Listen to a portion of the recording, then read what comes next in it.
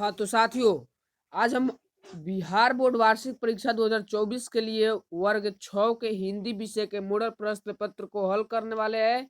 तो आप लोग वीडियो के अंत तक बने रहे, क्योंकि ऐसा ही प्रश्न पत्र अपने एग्जाम में भी दिखेगा।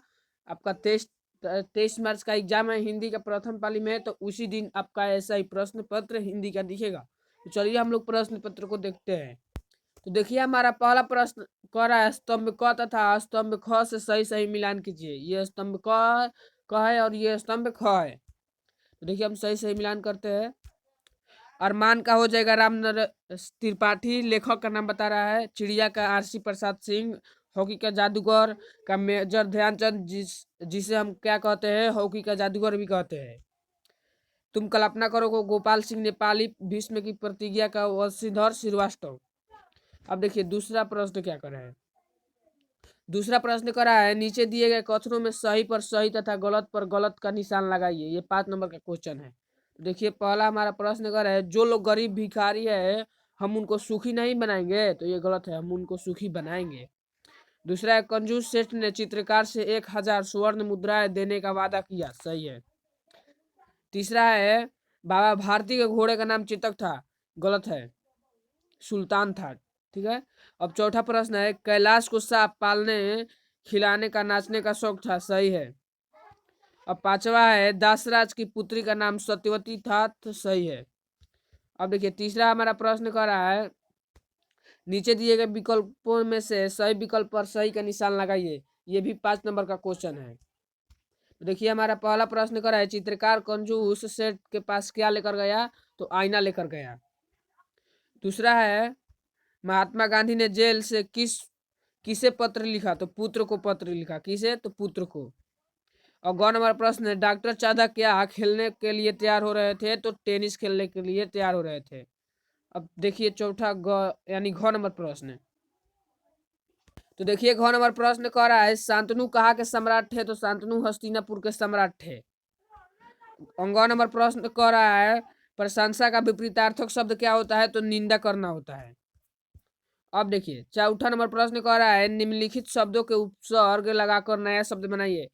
तो हम सबसे पहले जानेंगे उपसर्ग किसे कहते हैं। तो वाक्य के आगे लाकर उस वाक्य का अर्थ बदल दे, उसे हम उपसर्ग कहते हैं। जैसे कि ज्ञान है ना वाक्य, इसके आगे क्या लग गया, स्वर, सर्व लग गया ना, तो ये उपसर्ग हो गया। ये क्या हो गया, तो उपसर्ग हो गया। ठीक है, उपसर्ग।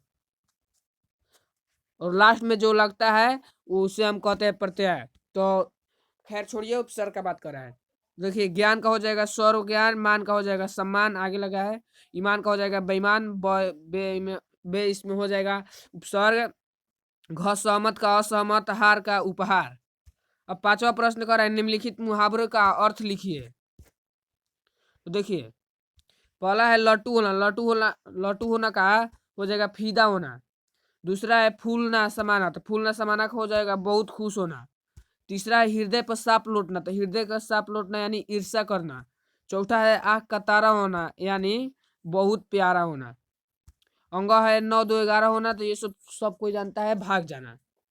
अब देखिए 6वां नंबर प्रश्न कर रहा है, निम्नलिखित प्रश्नों का उत्तर 1 या 2 वाक्यों में दीजिए। तो देखिए पहला प्रश्न है, महात्मा गांधी जी ने सच्ची शिक्षा के बारे में क्या कहा है। तो देखिए इसका आंसर है, सच्ची शिक्षा वह है जो बच्चे के शरीर, मन और आत्मा का विकास करती है। अब दूसरा प्रश्न है, राष्ट्र के शरीर कहने से आपके मन में किसका चित्र आ जाता है।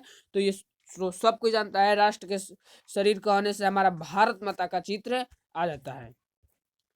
अब देखिए यानी कह रहा है प्रश्न, ईमानदार शब्द से 2 वाक्य बनाइए। तो पहला शब्द हो जाएगा, राम बहुत ईमानदार थे। दूसरा हो जाएगा, हम सबको ईमानदार बनाना चाहिए। अब 7वां प्रश्न कह रहा है, निम्नलिखित में से किसी एक प्रश्न का उत्तर लगभग 6 शब्दों में दीजिए। हमारा पहला प्रश्न है, गांधी जी ने पाटलिपुत्र में अपने पत्र को क्या क्या शिक्षा दी थी, माध्यम से, पत्र के माध्यम से क्या क्या शिक्षा दी थी। अब दूसरा प्रश्न है, आपके गांव के किन किन पर्व मनाए जाते हैं, उनमें से किसी एक पर्व को सब जो आपको अच्छा लगे उसके बारे में लिखिए। तो हम दूसरा प्रश्न को आंसर देंगे।